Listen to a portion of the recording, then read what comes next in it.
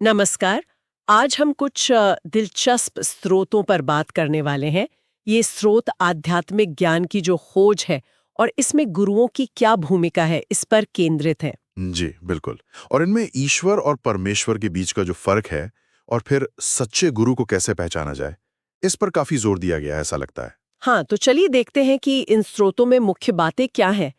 पहली बात जो ये उठाते हैं वो तो काफी बुनियादी है कि ईश्वर और परमेश्वर ये एक नहीं है। सही। और आत्मा ही परमात्मा नहीं है, ये भी एक अहम बिंदु है। और स्रोत कहते हैं कि ये कल की अवतार भगवान सदानंद जी ने अपने प्रत्यक्ष अनुभव से समझाया है। ये अपने आप में एक बड़ा दावा है, क्योंकि आमतौर पर तो हाँ, आमतौर पर लोग इन्हें पर्यायवाची मान लेते हैं या इनमें बहुत घालमेल रहता है। बिल्कुल। तो इसी से जुड़ा है गुरुओं का सवाल।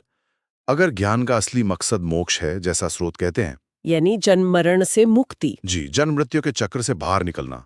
हाँ, तो फिर ऐसा ज्ञान दे कौन सकता है? जी। यही पर स्रोत अ, 7 तरह के गुरुओं का जिक्र करता है। 7 तरह के जी। एक पूरा वर्गीकरण दिया है।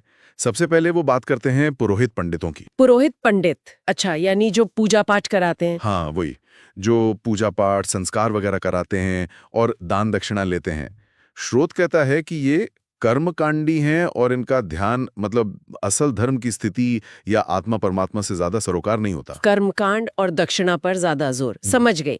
अच्छा, फिर दूसरे कौन है? दूसरे हैं कथावाचक या शास्त्रीगण। ये लोग शास्त्र जैसे रामायण, गीता, इन पर आधारित कथा करते हैं। हाँ, कथा तो बहुत लोकप्रिय है। बिल्कुल। लेकिन स्रोत कहता है कि इनका ध्यान भी अक्सर मनोरंजन और दान दक्षिणा पर ज्यादा होता है। स्रोत यहाँ एक तीखी टिप्पणी भी करता है। अच्छा, क्या? इनकी तुलना गिद्ध से करता है कि जैसे गिद्ध उड़ता तो बहुत ऊंचा है, पर नजर हमेशा नीचे मरे हुए पशु पर, यहाँ धन पर टिकी रहती है। तो गिद्ध से तुलना, ये तो स्रोत काफी सख्त है अपनी राय में। खैर, तीसरे प्रकार के गुरु। तीसरे हैं तपस्वी, त्यागी और सन्यासीगण। स्रोत इनके अर्थ भी समझाता है। जी। तप यानी सत्य के लिए कष्ट सहना, त्याग यानी नकारात्मक चीजों, बुरी आदतों को छोड़ना, जी। और सन्यास मतलब इंद्रियों को बाहरी विषयों से हटाकर परमेश्वर की खोज में लगाना। ये तो ऊंची अवस्थाएं लगती हैं। बेशक ऊंची हैं, लेकिन स्रोत यहां भी एक चेतावनी देता है। कहता है कि इनमें अहंकार आ सकता है, जैसे अपनी तपस्या का, अपने त्याग का, या फिर एक तरह का मिथ्या अहंकार, मतलब झूठा घमंड। तो अहंकार का खतरा यहाँ भी है। इससे खोज का जो असल मकसद है वो भटक सकता है। बिल्कुल, यही स्रोत का कहना है। अच्छा, चौथे प्रकार पर आते हैं, वेदांतीगण या स्वाध्यायी। वेदांती मतलब जो वेद उपनिषद पढ़ते हैं। हाँ, जो पढ़ते हैं और अक्सर अहम ब्रह्मास्मि, मैं ब्रह्म हूं, इसकी बात करते हैं। जी, ये तो बहुत सुना है। सुना है, लेकिन स्रोत इनकी आलोचना करता है। कहता है कि इन्हें अक्सर जीव, आत्मा और परमात्मा का स्पष्ट, वो भी अलग अलग ज्ञान नहीं होता, और ये अधूरे ज्ञान के अभिमान में पड़ सकते हैं, मतलब मिथ्या ज्ञानाभिमानी हो सकते हैं। अच्छा, तो अहम ब्रह्मास्मि को भी स्रोत पूरी तरह से सही नहीं मान रहा। दिलचस्प। पांचवे कौन है फिर? पांचवें हैं योगी या अध्यात्मवेत्तागण। योग या अध्यात्म का अर्थ स्रोत बताता है जीव का आत्मा से जुड़ना। आत्मा से जुड़ना। हाँ, जिसे ईश्वर, ब्रह्म या शिव ज्योति भी कहा गया है। पर यहाँ स्रोत फिर अपनी मुख्य बात पर आता है कि ये जुड़ाव सिर्फ आत्मा या ईश्वर तक ही सीमित है।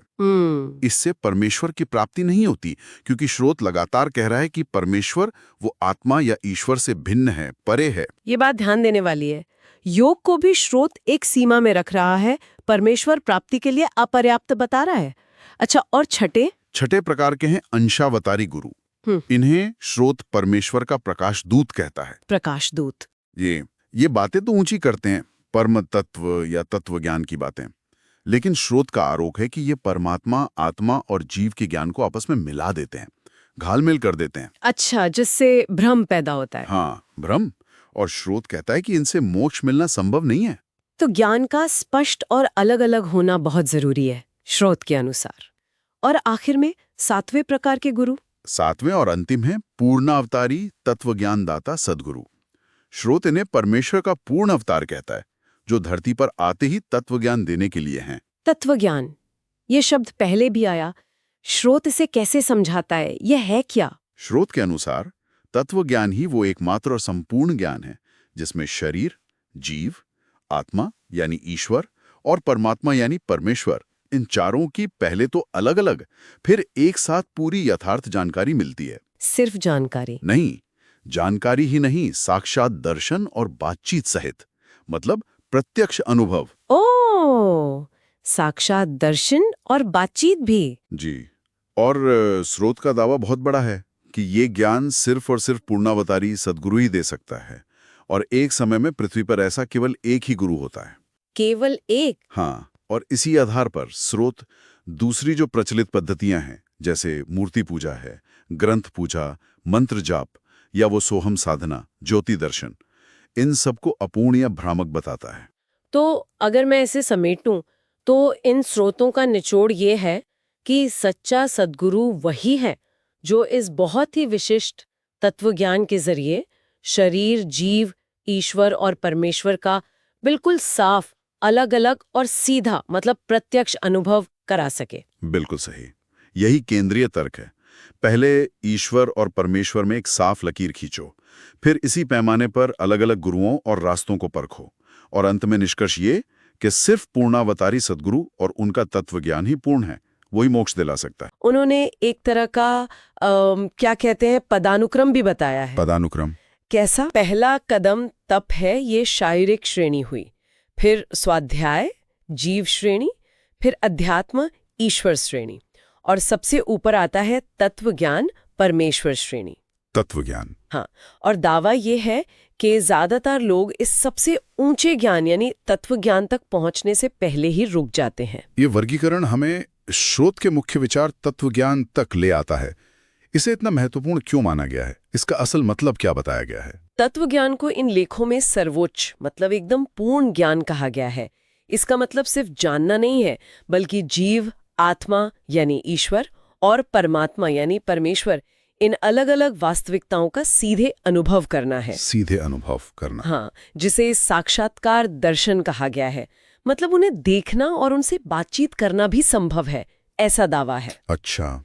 लेखक के अनुसार यही वो ज्ञान है जो मुक्ति और अमरता के लिए अनिवार्य है, और ये योग या ध्यान जैसी क्रियाओं से बिल्कुल अलग और ज्यादा ऊंचा बताया गया है। और फिर उनका अनुभव करना, ये तो काफी गहरा दावा लगता है तो।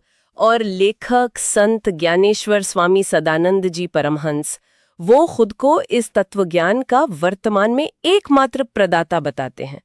वे दूसरों को चुनौती भी देते हैं कि शास्त्रों और प्रमाणों के आधार पर उनकी बात को गलत साबित करें, अगर कर सकते हैं तो। साथ ही ये स्रोत धार्मिक पहचानों से ऊपर उठने की बात करते हैं। हिंदू, मुस्लिम, ईसाई, इन सब से परे वो एक ही परम सत्ता की ओर इशारा करते हैं, खुदा, गॉड, भगवान। एकता का संदेश है। और इन लेखों में युवाओं से भी एक खास अपील की गई है शायद। बिल्कुल, युवाओं को खास तौर पर कहा गया है कि वे भौतिकवाद और जो भ्रामक गुरु हैं उनके चक्कर से निकलें और इस ऊंचे सत्य की खोज करें, महापुरुष या सत्पुरुष बने।